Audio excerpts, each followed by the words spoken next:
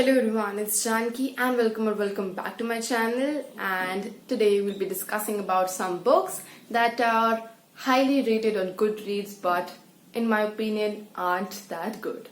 All these books are not necessarily 4 stars and above, but I think the rating given to them on the Goodreads, the general rating on the Goodreads, it's a little higher than the quality of the book.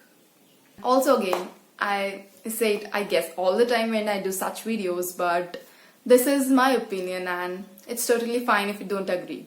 So before we get into the books, don't forget to like, share, subscribe and comment if you like my content, and let us get into these books. So the first book that I think falls into this category for me is The Queen of Nothing by Holly Black. So this book is the third and the final book in the Fork of the Air trilogy, and as far as I have known, it's pretty popular at that. The general rating on Goodreads for this book is 4.34, which in my opinion is way too higher. I think a general rating of 3.5 would have suited for this book because really it wasn't that great. Like, I'll accept that the second book in the series is the best of all, but the third book degrades so much in its content and quality. So obviously I won't be able to tell you about the third book. Spoilers. So basically this whole trilogy is set in this fairy world. I don't even remember the name. I have forgotten every major detail of this trilogy. So yes, that is the first book that I think shouldn't have that high a rating. So moving on to the second book, it is The Shadows Between Us by Trisha Levenseller, and the general Goodreads rating for this book is 3.93. So if you've been following my previous few videos, you must have heard me talking about this book, like not really talking about, just mentioning this book and not liking it at all. It's literally garbage, but 3.93 rating. I mean, what this book really got attention for is its first line, because I think it's like a clickbait. Like, the first line of this, if I'm not wrong, is something like they never found the body of the boy who broke my heart. But as the story progresses, we follow this girl named Alexandra who is steadfast on killing the king and becoming the queen herself. And as fancy and alluring as it may sound, the story is really shit.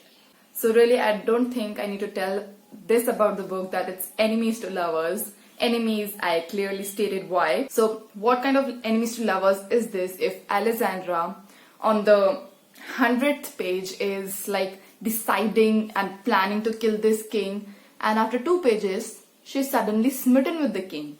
I mean, really, if you want to show enemies to lovers, show some tension. This was the one thing that was really very irritating in this book. There were many other things like the execution of the story, the way the things were happening, but we are not here to rant. It's just a video where I tell you about the books that I think shouldn't have been so highly rated, and 3.93 is very high for a book like The Shadows Between Us. Next book in this category is The Treatment by C.L. Taylor. So this is a young adult thriller. A major part of this book occurs in this different kind of a school which admits delinquent children, teenagers, and when they leave this school, they are like completely changed behaviorally, cognitively, basically brainwashed. And we follow a main character whose brother is being sent to the school, and now she's planning to rescue him. So if people would ask me if I recommend this book to anyone, I wouldn't, really I wouldn't, because although the concept of it may sound really interesting, but the execution did not happen so well, and I personally gave it 2 stars. It's really not worth your time and really not worth the 3.7 rating that it got. Coming to the next book that falls under this category, it's The Cuckoos Calling by Robert Galbraith. I'm so sorry for people who would have entered the genre of thriller through this book, because oh my god, it kills your interest. The Cuckoos Calling by Robert Galbraith has a general rating of 3.87. I gave it a 1 star. It's my only 1 star read I have had since I began reading. It's so boring. So the general outline of this book is that we follow this detective known as Cormoran Strike, who is investigating the murder mystery of the very famous actress. Yes, that's really what I'm going to tell you about the book, because I don't want you to read it.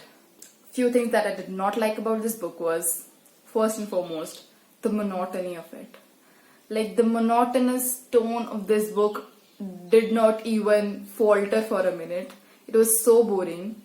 And after I completed this book, I got to know this is a series. This is a thriller series having a same detective, Cormoran Strike. I'm like, who is going to read it? The next book that falls under this category for me is The Name of the Wind by Patrick Rothfuss.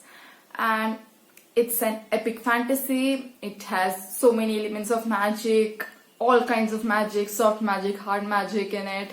But really, it was such a dull reading for me, because it's 700, 800 pages long book, and I waited ages. I waited ages for the plot to thicken and something really of substance to happen in the book, but obviously didn't happen. That is why I gave it a lesser rating. But really, I think this book has like two polar opposite feedbacks from the readers. It's either a 5-star read for them, or but really I fall into that category. I did not like it. I wasted so many hours. Like, I heard it as an audiobook and I wasted so many hours. I did not like the character. I did not like how the things even ended. So, Name of the Wind, do read it if you want to waste your time and money. Now, coming to the last book I have in this list, it's The Lies of Loch Lamora by Scott Lynch. It has a general rating of 4.26. So this was a book that I hadn't heard much about. So to be honest with you all, after I completed the Six of Crows duology, I was hunting for some heist stories, and I came upon this book which says that it involves heist and thievery and all that stuff. So I picked it up. Firstly, it was really confusing to get into. So we have these sudden time period shifts without the reader knowing when did the time period change and what are they reading. So it's really difficult in the first few pages to figure out what's going on. And as the story progresses, I began to have this small inkling of liking the book, but I don't know where in the whole book it felt flat for me. And or was it because I read Six of Crows before this and my expectations were high. There was nothing wrong with the characters, there was nothing wrong with the plot. I guess it could have been something with the magic system, because it's so subtle in this book. So really, I'm not reading a fantasy book to search for what was the fantastical elements in it. I either want it straight up in front of me. I really don't want to read in between the lines to know what the magic system is all about.